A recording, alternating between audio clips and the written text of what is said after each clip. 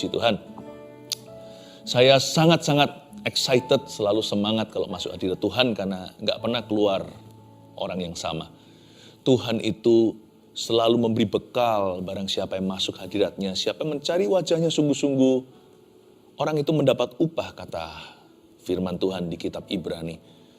Upah itu tidak tentu materi, tetapi pasti ada jawaban dari Tuhan. Tuhan itu memuaskan hati dan jiwa kita. Jangan lupa untuk subscribe juga, supaya terus kita bisa memberi Anda makan rohani. Saya percaya setiap firman Tuhan itu akan menuntun dan akan menjadi pelita bagi kaki keluarga Saat Teduh dalam kehidupan sehari-hari. Dan hari ini saya mau touch on the topic of prayer. Saya mau jamah topik tentang doa. Dengan judul doa yang didengarkan, buka di Markus pasal 10 ayat yang ke-46 sampai 52. Ini kasus Yesus menyembuhkan Bartimeus. Di dalamnya kita bisa melihat bagaimana doa, karena di dalam sini ada adegan doa Bartimeus berseru-seru. Yesus itu nggak pernah abaikan orang yang sungguh-sungguh. Yesus menyembuhkan Bartimeus, kita akan pelajari doa yang didengarkan itu seperti apa. Ayat 46, lalu tibalah Yesus dan murid-muridnya di Yeriko. Dan ketika Yesus keluar dari Yeriko bersama-sama dengan murid-muridnya dan orang banyak yang berbondong-bondong, ada seorang pengemis yang buta bernama Bartimeus, anak Timeus, duduk di pinggir jalan. Ketika didengarnya bahwa itu adalah Yesus orang Nazaret, mulailah ia berseru, "Yesus anak Daud, kasihanilah aku." Banyak orang menegurnya supaya ia diam. Namun semakin keras ia berseru, "Anak Daud, kasihanilah aku." Lalu Yesus berhenti dan berkata, "Panggillah dia." Mereka memanggil orang buta itu dan berkata kepadanya, "Kuatkan hatimu, berdirilah, ia memanggil engkau." Lalu ia menanggalkan jubahnya, ia segera berdiri dan pergi mendapatkan Yesus. Tanya Yesus kepadanya, "Apa yang kau kehendaki supaya aku perbuat bagimu?" Jawab orang buta itu, "Rabuni, supaya aku dapat melihat." Lalu kata Yesus kepadanya, "Pergilah, imanmu telah menyelamatkan engkau." Pada saat itu juga melihatlah ia, lalu ia mengikuti Yesus dalam perjalanannya. Apa sih yang Tuhan cari pada sebuah doa? Meskipun Bartimeus waktu itu ketemu Yesus secara fisik muka dengan muka, sebenarnya dengan Tuhan tidak berjarak. Hari ini sama halnya atau sepadan. Meskipun kita nggak melihat Yesus secara fisik, iman itu membuat Yesus tidak lagi terbatas. Tidak ada batas waktu, tidak ada batas tempat, tidak ada batas jarak. Kalau kita percaya kepada Tuhan, Tuhan hadir di depan kita, di dekat kita, seperti waktu itu Yesus berada di dekat Bartimeus. Apa yang Tuhan cari pada sebuah doa? Kita lihat ayat 46, lalu tibalah Yesus dan murid-muridnya di Yeriko. Yesus dalam perjalanan sama murid-muridnya 12. Tibalah Yesus beserta murid-murid itu di Yeriko. Nah, yang saya ingin untuk ceritakan sama Anda adalah cerita sebelum Yesus sampai ke Yeriko itu terjadi perdebatan seru antara 12 rasul atau murid-muridnya. Mereka semua lagi berebut tahta. Mereka berdebat di antara mereka, siapa yang terbesar di antara para rasul atau murid itu. Bahkan ada permintaan supaya suatu hari mereka bisa duduk di tahta Yesus, duduk di singgasana di sebelah kiri dan sebelah kanan turut memerintah. Wah, buat ngamuk yang lainnya. Apa-apaan kamu kayak gitu? Kenapa kita itu sesama murid Yesus saling mendahului? Waduh, keruh. Dalam kondisi seperti itu baru reda, Yesus dan murid-muridnya tiba. Kemudian ketika Yesus keluar dari Yeriko bersama dengan murid-muridnya dan orang banyak berbondong-bondong, ada seorang pengemis yang buta bernama Bartimeus, anak Timeus, duduk di pinggir jalan. Lucu ya, mereka sedang memperjuangkan posisi. Kalau orang dunia katakan positioning. Mereka memposisikan diri sebagai yang superior. Saling sikut, saling kalahkan, bukan saling mengalah. Siapa terbesar di antara mereka? Tiba-tiba perhatian seluruh cerita ini tertuju kepada seorang yang duduk di pinggir jalan. Mereka semua lagi berebut pamor. Yesus akhirnya konsentrasi atau pandangan Tuhan diarahkan kepada seorang pengemis yang papah dan buta. There comes a humble miracle. Orang sombong yang peduli sama dirinya sendiri gak akan bisa didengar doanya. Doa yang didengar itu adalah doa yang merendahkan hati di hadapan Tuhan. Tuhan gak interest sama sekali. He is not interested dengan orang-orang yang interest atau perhatiannya hanya pada dirinya.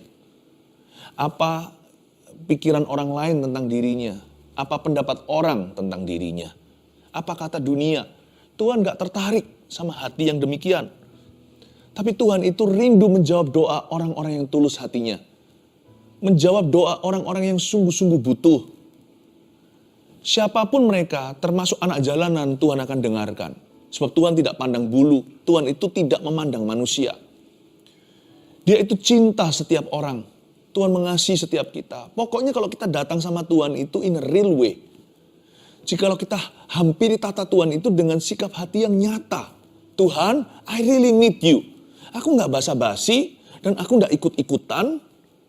Dan juga aku gak doa itu seperti orang Farisi demi dilihat orang. Kalau aku doa masuk hadirat Allah, aku sungguh-sungguh cari Tuhan untuk ketemu sama Tuhan. Meskipun aku punya kebutuhan, Tuhan akan memandang aku hina. Karena kalau bukan datang pada Tuhan, kepada siapa aku minta pertolongan. Orang yang datang sama Tuhan itu in a real way, dengan cara yang nyata. Apalagi hatinya merendah, orang seperti itu pasti akan ditemuinya. Tapi yang debat hal-hal yang ambigu, perkara-perkara yang maya, mereka-reka perkara-perkara yang sia-sia. Yang gitu Tuhan berkata, besok aja lah ya berdoa. Kamu gak siap untuk saya. You're not ready for me. Ya. Kenapa kita gak berdoa? Kenapa kita juga merasa susah untuk berdoa? Bukan karena kita harus layak dulu baru kita bisa sembahyang. Kalau gitu gak ada satu orang pun bisa masuk ke dalam hadirat Tuhan. Doa itu perlu konsentrasi. Doa itu fokus ke Yesus. Karena itu siapa yang dalam kondisi terpuruk sekalipun, asal dia tulus cari Yesus, jangan tunda. Anda bisa sekarang juga masuk hadirat Allah. Nggak usah tunggu layak dulu. Waktu masuk nanti, Anda akan dilayakkan oleh Tuhan, oleh darah Yesus yang ajaib itu. There comes a humble miracle. Tiba-tiba seluruh fokus ini shifted. Bergeser pada seorang pengemis di jalanan yang bernama Bartimeus. Ketika didengarnya yang 47 bahwa itu adalah Yesus orang Nazaret, mulailah ia berseru. Ini bagus. Sebelum Bartimeus berseru kepada Yesus, dia sudah dengar-dengaran. Meskipun dia buta kan dia gak tuli. Ketika didengarnya bahwa itu adalah Yesus orang Nazaret, ternyata dia sudah diam-diam nguping. Banyak kesaksian orang-orang disembuhkan. Banyak cerita desas-desus tentang Yesus. Dia ambil baiknya semua. Dan dia taruh di hatinya. Iman timbul dari pendengaran. Ternyata ada satu poin sederhana. Apa yang Anda lakukan sebelum doa sangat berpengaruh saat Anda sembahyang. Apa yang Anda izinkan masuk dalam dirimu lewat telingamu, apa yang kau dengarkan. Makanya jangan gosip ria. Itu nanti pengaruh outputnya pada waktu Anda doa. Sebelum Bartimeus bahkan berseru kepada Yesus, dia sudah dengar tentang Yesus. Makanya itu saya suka sekali, saya punya satu habit yaitu saya sering iseng-iseng baca Alkitab sekalipun bukan lagi di dalam patokan porsi saat teduh pribadiku. Saya baca, kenapa? Karena saya nggak pernah tahu nanti kapan ada ayat-ayat tertentu akan nyasar.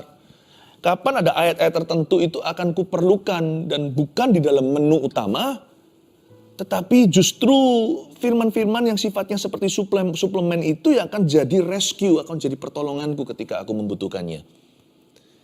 Hati-hatilah kita menggunakan mata kita, apa yang kita baca. Hati-hati kita gunakan telinga kita, apa yang kita izinkan masuk ke dalamnya. Sebab Bartimeus itu tidak menumpuk dan menimbun sampah. Yang dia tumpuk di dalam dirinya, yang dia simpan itu dalam sanubari perbendaharaan hatinya adalah kesaksian tentang Tuhan. Mungkin di dalam hatinya keluar nyanyi lagu ini sebelum bahkan diciptakan. Tak tersembunyi kuasa Allah, Jika yang lain ditolong, saya juga. Ada iri yang ilahi, iri yang baik maksudnya, yang positif. Kalau orang lain ditolong, aku mau Tuhan. Ini bukan iri hati, ini kerinduan jiwanya. Dia dengar si itu orang yang sakit kusta Tuhan Yesus tahirkan. Kalau kusta aja bisa lenyap, apa susahnya bagi Sang Pencipta untuk memberikan saya penglihatan. Jadi dia tidak menyimpan perkara-perkara negatif di dalam dirinya. Inilah yang kurenungkan siang dan malam. Puji-pujian kepada Tuhan. Seperti lagu itu, inilah yang kurenungkan setiap waktu. Nyanyian pujian dan pengagungan kepadamu. Biarlah manis kau dengar Tuhan, manis kau dengar Tuhan. Dan hatiku bersuka karenamu. Dia simpan dalam hatinya. Dia renungkan dalam otaknya. Semua pujian, pengagungan, dan perbuatan Tuhan. Dia replay, dan replay lagi. Dimainkan dan diputar ulang dan ulangi lagi. Ketika Yesus lewat, gampang. Langsung berseru. Seluruh iman itu meluap-luap ke permukaan. Ya, semua di dalam dirinya itu spiritnya sudah menggelembung ke atas tahta Tuhan. Dan berkata, Tuhan, I'm ready for your miracle. Yesus anak Daud, kasihanilah saya. Ayat 48, banyak orang menegurnya supaya ia diam. Namun semakin keras ia berseru, anak Daud, kasihanilah aku. Gak gampang jadi Bartimeus. Dia dianggap annoying oleh orang sekeliling. Dia dianggap, mengganggu. Banyak orang menegurnya, bukan satu dua. Pernahkah Anda merasa doa Anda terhalang? Yang halangi bukan Tuhan, yang menghalangi itu dunia. Jangan salahkan mereka, karena mereka tidak kenal Bapa. Bisa jadi juga yang menghalangi Anda sesama orang Kristen. Udahlah, lu gak usah doa-doa, gak usah fanatik. Ya, mungkin bisa jadi begitu. Karena sekalipun Kristiani tidak sedikit yang masih kedagingan, hidupnya oleh daging bukan oleh roh. Hidup berdasarkan pikiran manusia yang mati. Jangan salahkan mereka. Mereka sendiri masih membutuhkan terobosan. Tapi kalau Anda mengharapkan mujizat untuk hidupmu, pilih-pilih siapa yang kau dengarkan. Banyak orang menegurnya supaya ia diam. Untung ayat ini tidak berhenti di sini.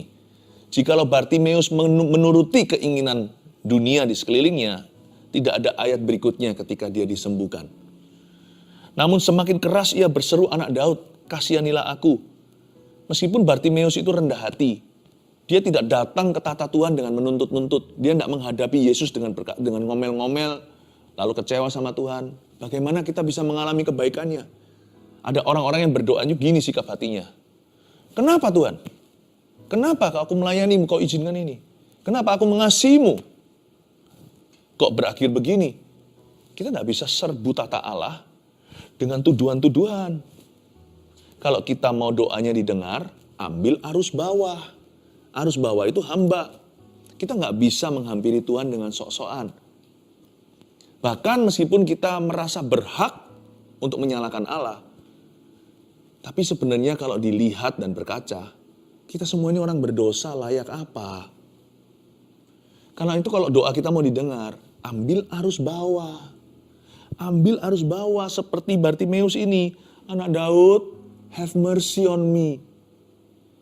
Dia tidak appeal, dia tidak menuntut Tuhan berdasarkan hukum Taurat. Kalau gitu dia pasti akan gagal. Kalau kita mau hitung-hitungan sama Tuhan, kita semua itu yang salah, Tuhan itu yang benar. Kalau kita mau sama Tuhan itu adu mulut, nanti kalau Tuhan tanya sesuatu Anda nggak bisa jawab. Kita tanya Tuhan pasti ada jawabannya. Meskipun pertanyaan kita susah dijawab, why? Banyak pertanyaan kita kan seputar mengapa. Kalau Tuhan bukakan suatu hari semua jawabannya, Anda akan terkejut Tuhan punya alasan. Tetapi kalau Tuhan tanya kepada kita, nggak usah why, mengapa, what aja. What have you done for me? Apa yang telah kau lakukan untuk aku? Atau lebih tepatnya, apa yang telah kau lakukan untuk membuatmu layak menuntut itu dari aku? Apa yang membuatmu merasa begitu layak di depanku seperti setara dengan Tuhanmu, lalu menudingkan jari dan tangan wajahnya ke arah tata dan berkata, Tuhan tidak fair atau Tuhan tidak adil sama saya. Kalau Tuhan buka semua dosa kita, matilah kita. Kita akan bungkam 1000 kata, masuk penjara, dan lautan api neraka. Jangan pernah beradu dengan Tuhan. Karena kita nggak akan menang. Karena kita yang salah, kita ini jatuh dalam dosa. Tuhan tuh mati untuk dosa kita. Udah kalah skornya. Kalau kita mau mendapatkan belas kasihannya hingga mujizatnya, ambil arus bawah. Merendah. Seperti Bartimeus, gak seperti 12 rasul yang berdebat siapa yang terbesar. Mereka sudah jadi kacang lupa kulitnya. Mari kita meneladani Bartimeus, bukan Petrus. Mari kita teladani Bartimeus, bukan Yohanes dan Yakobus. Mereka berantem. Tapi Tuhan tunjukkan bahwa belas kasihan Tuhan hanyalah bagi orang yang rendah hati. Yang sombong biar debat dulu sampai capek, nanti datang sini bertobat. Tapi yang rendah hati langsung diperhatikan oleh Tuhan. Mari kita belajar dari Bartimeus. Sekalipun dia itu ambil arus bawah, dia merendah. Namun orang ini berotot rohani baja. Ya, kenapa? Semua orang menegurnya supaya dia diam, namun semakin keras ia berseru, anak Daud, kasihanilah aku. Siapa bilang orang rendah hati itu lembek? Kita bisa ambil arus bawah. But we could be the most determined person in the whole world. Kita bisa menjadi orang yang tekadnya paling bulat ketika berdoa. Ya. Iman itu nggak usah angkuh. Iman itu konsisten dengan permintaan. Kalau Anda minta sesuatu sama Tuhan dan Anda tahu itu adalah janji Tuhan dalam hidupmu, Anda konsisten. Nggak usah marah-marah sama Tuhan, ambil arus bawah sikap hatinya. Tapi doanya tidak pelin-pelan. Paham maksud saya? Ambil arus bawah, merendah. Tapi permohonannya tetap. Meskipun dia itu di hadapan Tuhan itu lemah lembut. Lord have mercy on me. Ampuni aku tidak layak padamu. Tapi imannya teguh. Aku tahu aku akan sembuh. Aku tahu Tuhan akan dengarkan aku. Aku tahu Tuhan akan melayakkan saya. I admire this person. Bartimeus ini. Banyak orang menegurnya, malah dia semakin keras berseru pada Tuhan. Lalu Yesus berhenti, ayat 49 dia kan? Dan berkata, panggillah dia. Mereka memanggil orang buta itu dan berkata kepadanya, kuatkan hatimu, berdirilah, ia memanggil engkau. Kalimat ini mubasir menurut saya. Orang banyak tiba-tiba berubah pendapat. Tadinya berkata, diam, sekarang berkata, kuatkan hatimu. Kadang-kadang kita berpikir begini ya, orang itu maunya gimana ya? Waktu kita terpuruk, mungkin ada teman-teman kita yang berkata, mungkin kamu lagi berdoa, mungkin kamu dosa, Tuhan sedang menghukummu. Padahal kita tahu di hati kita, hubungan kita dengan Tuhan dalam kondisi yang sangat baik. Meskipun kita tidak mengerti kenapa Tuhan izinkan hal-hal tertentu. Tapi waktu kita mengalami mujizat dan kemenangan, orang yang sama yang berkata, mungkin kamu perlu bertobat, langsung aja menyaut dan berseru, puji Tuhan, Tuhan itu baik dalam hidupmu. Manusia itu selalu berubah-ubah. Orang yang sama berkata, Hosana, Hosana, berteriak begitu. Esok hari langsung seruannya ganti. Salibkan dia, salibkan dia. Kalau kita mengikuti opini manusia, tidak akan ada akhirnya. Makanya itu penting sekali untuk kita punya keyakinan yang kokoh. Kita punya kesaksian roh. Miliki iman yang tidak pelin-pelan. Dan orang-orang berkata, kuatkan hatimu, berdirilah, ia memanggil engkau. Langsung diresponi begini di ayat yang ke-50. Lalu ia menanggalkan jubahnya. Ia segera berdiri dan pergi mendapatkan Yesus. Bartimeus tidak bisu. Bisa aja dia berkata, oh oke, aku akan lakukan itu. Dia tidak menjawab orang-orang ini. Orang-orang ini yang tadi berkata, diamlah. Sekarang berseru, kuatkan hatimu. Bartimeus tidak protes sama mereka. Tadi kamu bilang aku suruh diam. Sekarang kamu bilang Tuhan memanggilku, kuatkan hatiku. Tadi kamu yang melemahkan. Sekarang kau bilang kuatkanlah imanmu. Gimana sih? Kamu mau melemahkan aku atau menguatkan aku? Bartimeus tidak cekcok dengan mereka. Karena dia punya satu tujuan. Dia sedang menjemput mujizatnya. Gak ada waktu untuk cekcok sama orang. Gak ada waktu untuk berdebat. Seperti 12 rasul yang debat yang gak perlu. Bartimeus gak punya waktu. Waktu orang-orang itu berkata, kuatkan hatimu. Harusnya kan bisa kembali dia mencemoohkan mereka. Ayo, kamu yang salah. Dia tidak pembenaran diri. Ayo mengakui, aku yang benar selama ini aku berseru-seru, ternyata didengarkan kan? Berarti tadi kan kamu yang menjadi alat setan. Nggak perlu kepahitan. Nggak ada waktu, nggak ada ruang untuk itu. Mengapa? Karena Anda sedang menjemput mujizat Anda. You have no time for that. Tahu apa responnya Bartimeus? Reaksinya gimana? Ayat 50. Lalu ia menanggalkan jubahnya.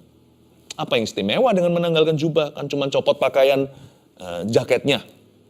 Ada keistimewaan zaman itu orang buta, handicap atau yang cacat dikasih jaket. Dikasih bukan jaket, dikasih sebuah jubah. Orang lihat jubah itu tahu bahwa orang itu adalah orang yang cacat. Orang yang punya kebutuhan fisik secara khusus. Misalnya hari ini ada tanda seperti orang duduk di kursi roda kalau Anda lihat misalkan di toilet. Ya, di toilet ketika mau ke belakang, di mall juga ada pria, ada wanita, lalu ada yang untuk orang cacat.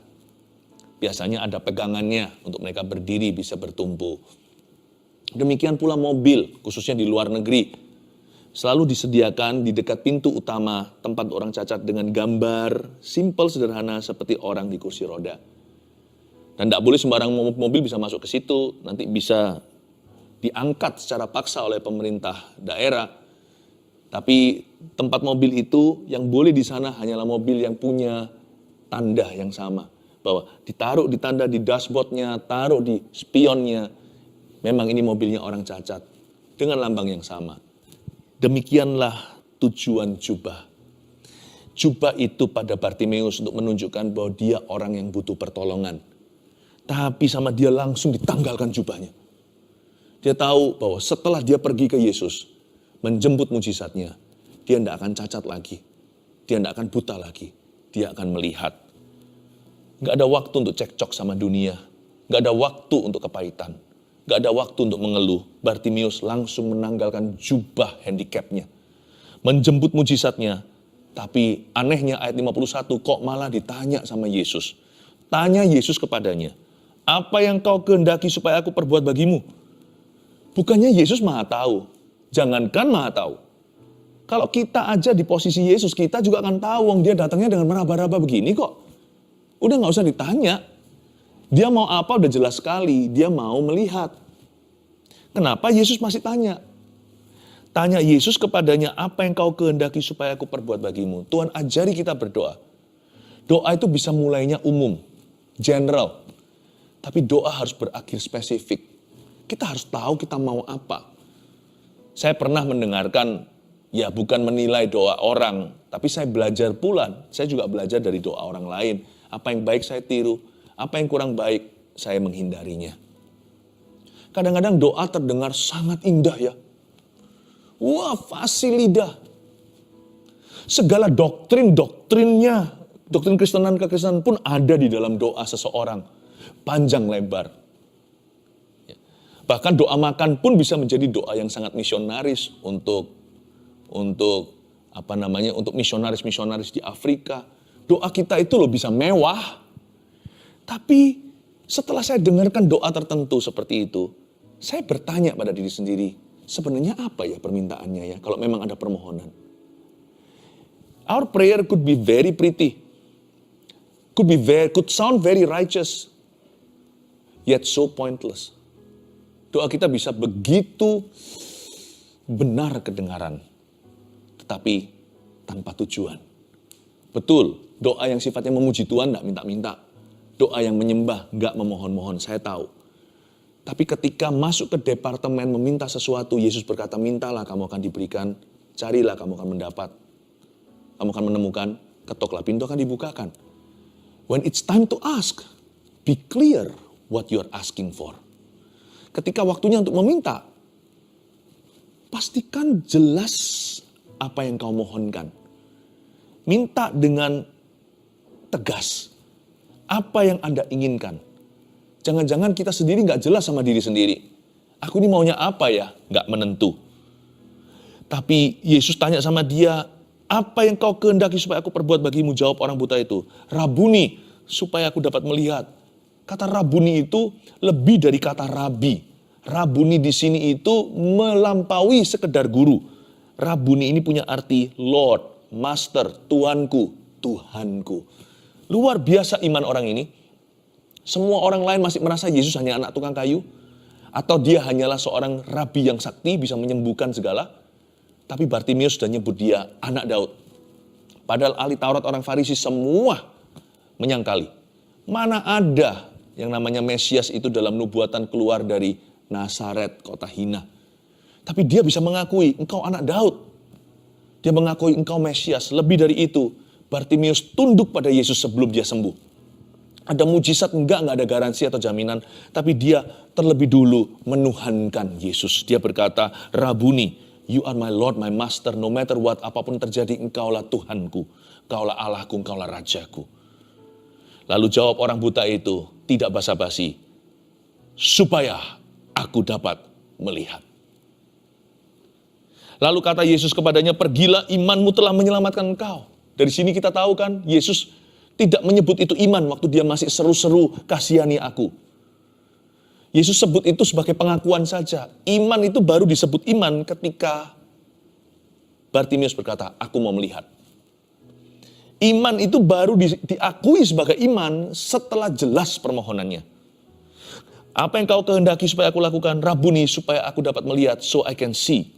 Pada saat itu juga melihatlah ia, waktu dia lihat Yesus, dia gak mau lepaskan Yesus lagi. Terbukti ayat kalimat berikutnya, lalu ia mengikuti Yesus dalam perjalanannya. Padahal ayat berikutnya, pasal-pasal kemudian, Yesus pergi ke Yerusalem untuk dianiaya dan naik ke kayu salib. Bartimeus tetap ikut. Sekali dia lihat yang dia kagumi bukan pemandangan, bahkan mujizat.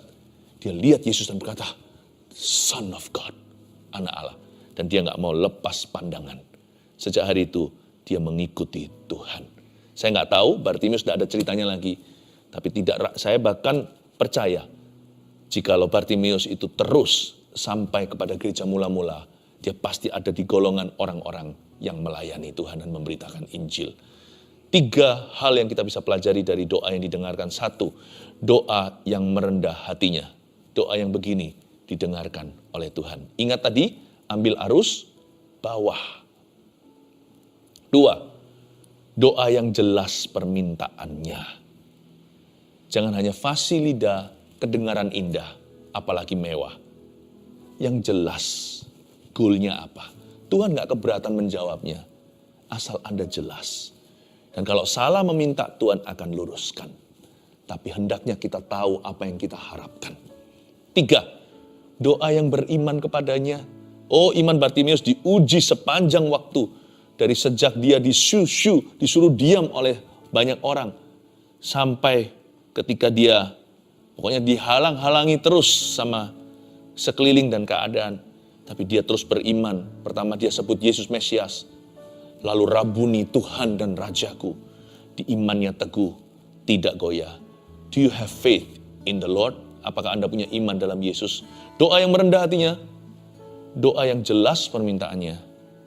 Dan doa yang beriman kepadanya. Sudah siap untuk menaikkan permohonan?